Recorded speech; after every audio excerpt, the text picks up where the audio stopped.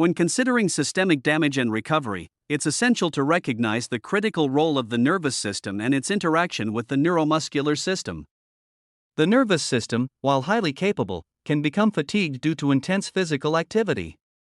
The entire neuromuscular system can be fatigued, even if specific muscle groups are being rested.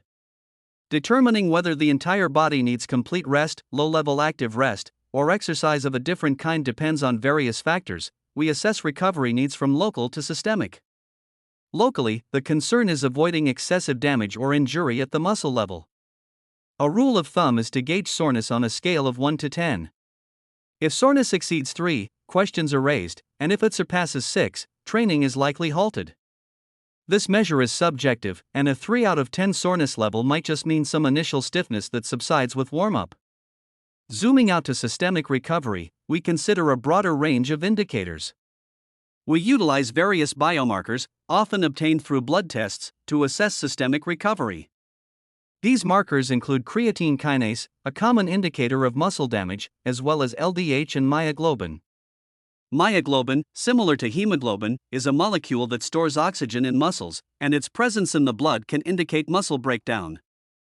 Biomarkers like myoglobin can indicate severe muscle breakdown, potentially leading to conditions like rhabdomyolysis, rhabdo, characterized by dark, purple-colored urine. We use these biomarkers to assess muscle breakdown, typically resorting to blood tests if we suspect a chronic issue. For acute, day-to-day soreness, we rely on subjective measures. If we're consistently seeing signs of excessive muscle breakdown, we'll investigate further with blood tests to rule out systemic issues. One specific marker we'll examine is the AST to ALT ratio. A ratio above 1.7 may indicate a higher risk of muscle damage. When the AST to ALT ratio exceeds 1, we suspect muscle damage. This ratio is a valuable indicator, as most AST is found in muscle tissue, making it a reliable marker for muscle damage and, by extension, total muscle mass.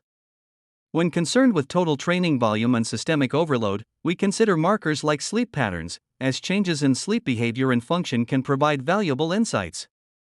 Another option is heart rate variability, HRV, a sensitive and classic marker that responds to training changes more readily than resting heart rate. A cost-free alternative is monitoring resting heart rate elevation over time, particularly if it persists for 3 to 5 consecutive days. HRV is more sensitive to training-induced overload than resting heart rate. Additionally, motivation is another important indicator. If you're struggling to muster the motivation to train, it may be a sign to take a break. It's essential to avoid overreacting to single-day measurements and consider the broader context. When hypertrophy is the goal, volume is the primary driver, so it's crucial to balance recovery with consistent training. To adapt to a high RPE, consider reducing the intensity to 6 out of 10. This can be achieved by modifying the exercise, such as reducing the range of motion, using machines, or substituting exercises like squats with leg extensions. The goal is to maintain sufficient volume to stay on track while allowing for recovery. Even performing at 50% intensity for 3 sets of 10 reps can be beneficial for promoting blood flow and aiding recovery. This approach allows for a modified workout rather than canceling the entire session.